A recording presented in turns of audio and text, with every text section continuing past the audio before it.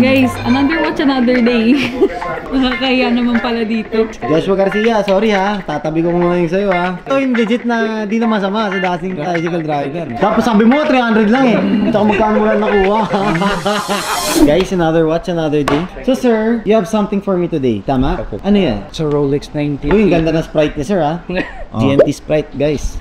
Ooh! Kinikilig ako pag mga ganito eh. Alam mo naman, pagdating sa vintage, okay. So this is a vintage na 1984. Nung napili na purchase niya. So it's an F-class. Check natin yung F-class. Parang period correct naman yung dial niya, which is one of the most important thing. Next thing that I have to look at is the bezel to make sure this is the original bezel for this with its period. Whatever pa siya na-service. And yung clasp. Never pa siya na-service.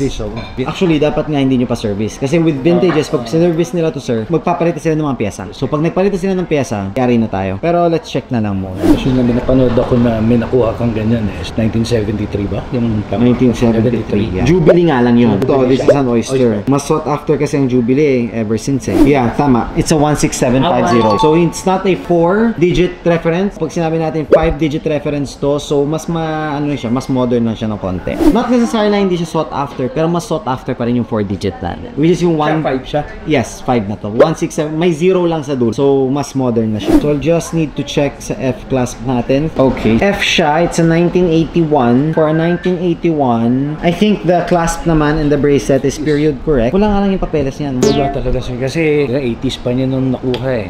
So tugma naman. Yung code ng clasp niya and yung serial number is all from 1981. Circa 1981, 1982. Nabili niya 84 eh. So next thing that we have to check lang here is the movement naman. Make sure that the movement is also tugma. Tito Boy. Sina Tito Boy guys. Ano yun? Galing yun. Mga technician natin. So pabukas naman ako nito. So check ko kasi vintage na Pepsi. It's an Oyster. Yung links niya, ilan ba ang supposedly na? Supposedly this is 13. So kulang na isa.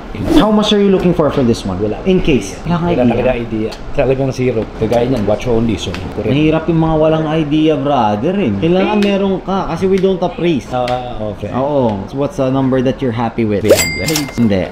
Masyadong mababa. Mababa. Mababa. Huwag naman.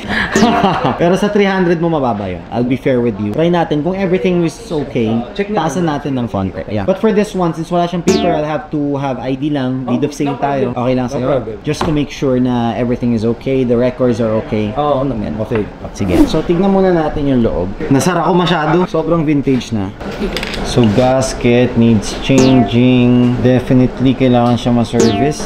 Okay. Now, with this one naman, what I'm going to do next is tatanggalin ko yung bezel niya. Yan ko lang baka tumalisik eh. Pinaka-precise kasi magtanggal ng bezel tong machine na to eh. Redback siya. So redback means tama. Sa period correct. Problem ko lang is yung movement. May konting mga kailangan service. No paper siya. So magkano sagad mo boss? Yung maluwag na sa kalooban mo. Kailangan makuha ko to na steel price eh, di ba? Tinulungan na kita boss ha? 4. Would you do 350? 380. Para may 8. Pag-isip ako maigi yung price. Okay. Ang hindi ko pala na-check na isa lang is yung dial.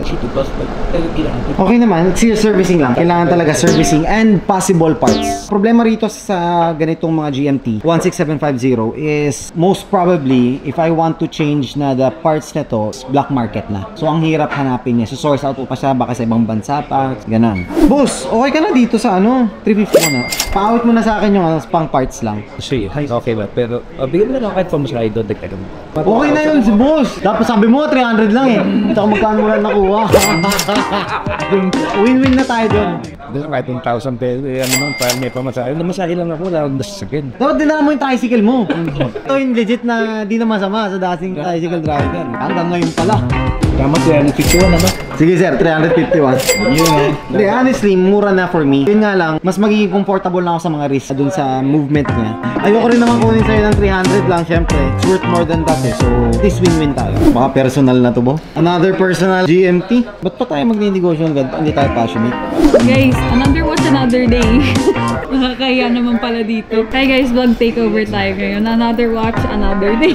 Joshua Garcia, sorry ha. Tatabi ko muna yung sa'yo ha. Medyo na kinikilig ako dito sa isa eh. Ito yung 51. Dandy Girls, maraming salamat. Good luck. Thank you. Kita nyo, guys.